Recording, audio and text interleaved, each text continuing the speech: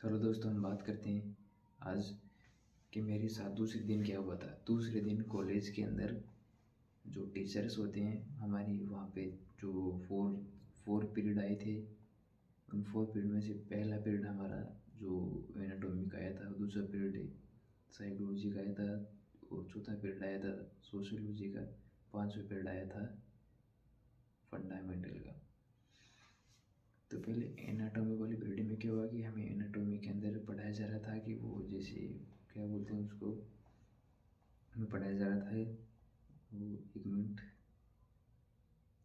वहाँ पे पढ़ाया जा रहा था दोस्तों कि जो हार्ट है उसके बारे में पढ़ाया जा रहा था। हार्ट क्या होता है, उसके चैम्बर्स क्या होते हैं, उसके बारे में बताया जा रहा था।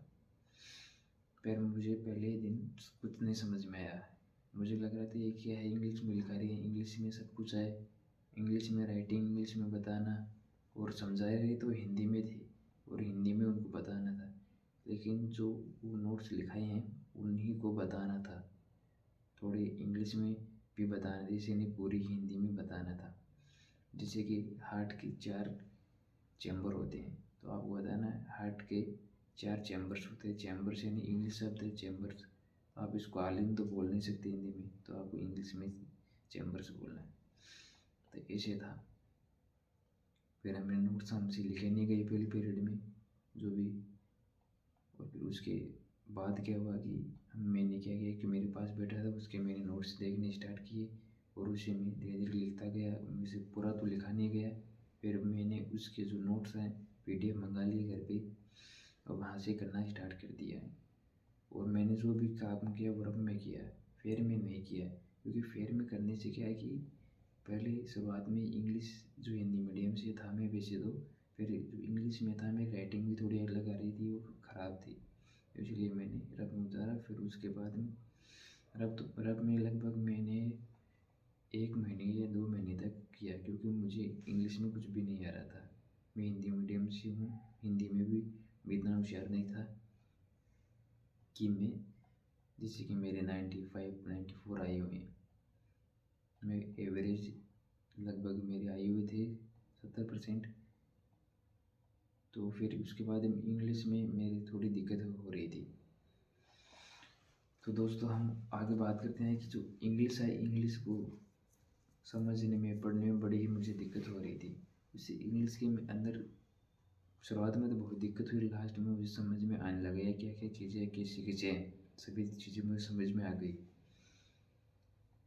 इंग्लिश के अंदर सभी टीचर 4 जो पीरियड बताए उनमें सभी इंग्लिश में लिखा रहे थे और समझा रहे थे हिंदी में, और मिक्स में उनकी इंग्लिश के जो वर्ड्स थे वो भी थे। और मैंने बड़े ही ध्यान से उनके जो लेक्चर है उनको देख जो सुना था और देख रहा था जो भी पढ़ा रहे थे ब्लैक बोर्ड पे, क्योंकि वही इम्पोर्टेंट होता है। और उसके बाद में मैंने जो भी वो पढ़ाए उनको कोशिश की घर पे जाके कि ये जो नोट्स लिखाए हुए हैं इनको मैं, वो टीचर कैसे बताया था इस लाइन का, तो उसके अनुसार मैंने उनको रीड किया, पढ़ा। उसके बाद मैंने नोट्स तो बनाने स्टार्ट नहीं किए। नोट्स तो मैंने 1 महीने बाद बनाए थे, क्योंकि मेरे यूरोप में चल रहा था सभी काम, आपको बताया। और फिर दोस्तों क्या हुआ कि हमारा जो टीचर को देखने का तरीका है वो अलग अलग होता है। कैसे कि हम सोचते हैं टीचर अच्छा नहीं है, कम से कम किसी भी आदमी को एक नज़र में पहचाना तो जा सकता है, लेकिन वह कौन पहचान सकता है, जो अनुभवी आदमी है लोग वो पहचान सकता है। कम से कम टीचर को पहचानने के लिए हमें 1 महीना लगता है कि टीचर कैसा है। पहले तो टीचर लगे थे सभी सख्ती ही टीचर है, कोई भी इसके दोस्त वाले फ्रेंड वाले नहीं है। फिर हमें 1 महीने के बाद में कुछ महसूस हुआ, या 2 महीने बाद में ये महसूस हुआ कि ये टीचर ये ऐसा है, ये ऐसा है। तो हमें पता चला कि एक टीचर है वो थोड़ा मजाकिया भी है, वो मजाक भी करता है। एक जो टीचर है वो बड़ी एज के थे और वो मजाक भी करते हैं लेकिन सीरियस होकर पढ़ाते हैं। और एनाटॉमी के जो टीचर है वह लगभग यंग ही थे, वे 22 या 24 के थे। तो वो एनाटॉमी पढ़ा रहे थे, वो बड़े ही खुशी में हमें प्रश्न पूछते थे, और जो पुराने वाले उनको छोड़ते नहीं थे, क्योंकि उनको वो पढ़ा रहे थे पहले से। हमें तो पूछते कम ही थे, क्योंकि हम नहीं आए हुए थे। और उसके बाद में क्या हुआ कि दोस्तों, जो सोशोलॉजी का है वो भी एक ही टीचर पढ़ा रहा था। वैसे तो वहाँ पर एक ही टीचर सोशोलॉजी फंडामेंटल दोनों पढ़ा रहा था, और एक साइकोलॉजी, इन लगभग 3 ही टीचर थे। दोस्तों हम बात करते हैं आगे कि जो ये पढ़ाई है नर्सिंग की, ये शुरुआत में तो टफ लगती है। उसके बाद क्या होता है कि ये धीरे धीरे समझ में आने लग जाती है। मेरे जो सीनियर्स है सेकेंड ईयर में हैं, उनसे मुझे पता चला कि इसमें ज़्यादा दिक्कत नहीं है। इसमें जो इंग्लिश है उसका जो रहता है दिक्कत, और कोई दिक्कत नहीं है। तो दोस्तों आपको भी ये दिक्कत शुरुआत में हो सकती है। आप धीरे धीरे इसको समझिए, पढ़िए जो पढ़ा रहे हैं। नहीं आए तो आप यूट्यूब पर भी दे सकते हैं। मैं क्या कर रहा हूँ कि मैं यूट्यूब पे जो भी फर्स्ट सेमेस्टर का है, जो भी एनाटॉमी, फिजियोलॉजी और सोशियोलॉजी है और फंडामेंटल है, वो भी आपको प्रोवाइड कराऊंगा मैं शॉर्ट्स के अंदर में। आपको जो वो क्या बोलते हैं कि शॉर्ट्स के अंदर आपको मैं पढ़ा दूंगा थोड़ा थोड़ा करके। फिर आप बोलते हैं या कमेंट करके बता भी सकते हैं कि लॉन्ग वीडियो से समझा तो शॉर्ट से क्या है कि आपको वो शॉर्ट में समझा दिया जाएगा थोड़ा थोड़ा, क्योंकि एक साथ नहीं आएगा।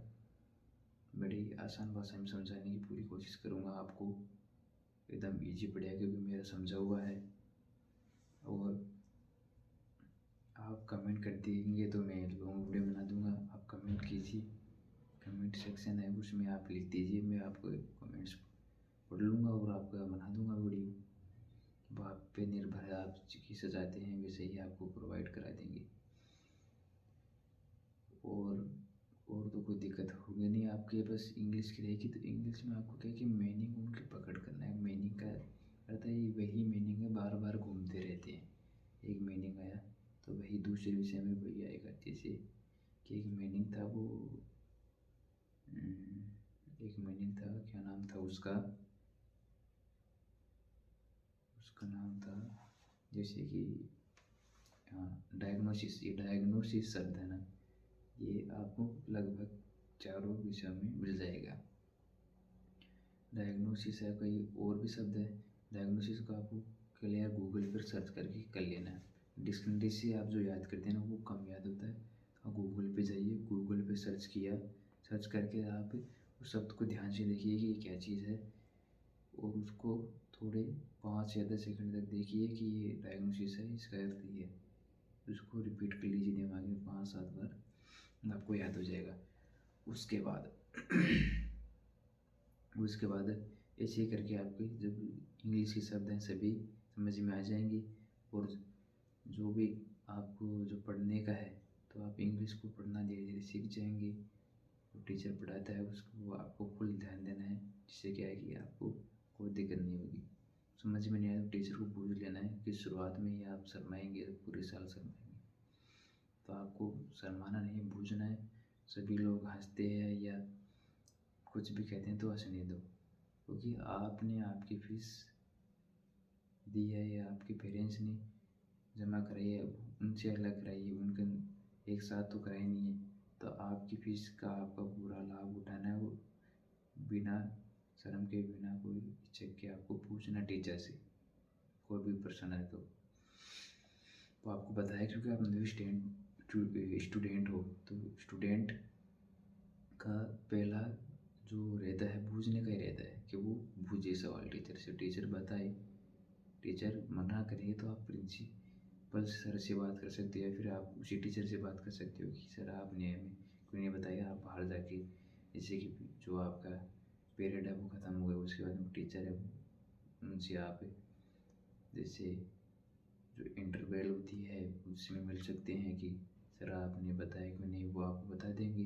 फिर नहीं वो मानते हैं तो आप प्रिंसिपल से बात कर लीजिए, वो आप कि आपकी बात है उनके तक पहुंचा देंगे। वो आप उनको कह देंगे कि बच्चा है उसको बताइए, वो आपको बता देंगे। तो कोई दिक्कत नहीं है, कोई भी भी समस्या है तो टीचर को कहना ज़रूरी है कि टीचर ही सॉल्व करेगा। अब आप अंदर रखेंगे टीचर को पता चलेगा नहीं और फिर दिक्कत ज़्यादा हो जाएगी। तो दोस्तों और भी जानकारी है वो आपको अगले वीडियो में प्रोवाइड कराई दी जाएगी। तो आप इसी चैनल को देखते रहिए और आपको नर्सिंग से रिलेटेड और सभी जानकारी प्राप्त करा दी जाएगी और सोर्स पे मैं आपको पढ़ाऊँगा। अब तो मेरा सेमेस्टर दूसरा चल रहा है, सेमेस्टर दूसरा तो मैं पढ़ा नहीं सकता क्योंकि मेरे खुद को क्लियर करना है, वो उसके बाद में आपको समझाना है, क्योंकि जो आदमी क्लियर किया हुआ होता है वही दूसरे को क्लियर कर सकता है। सही है।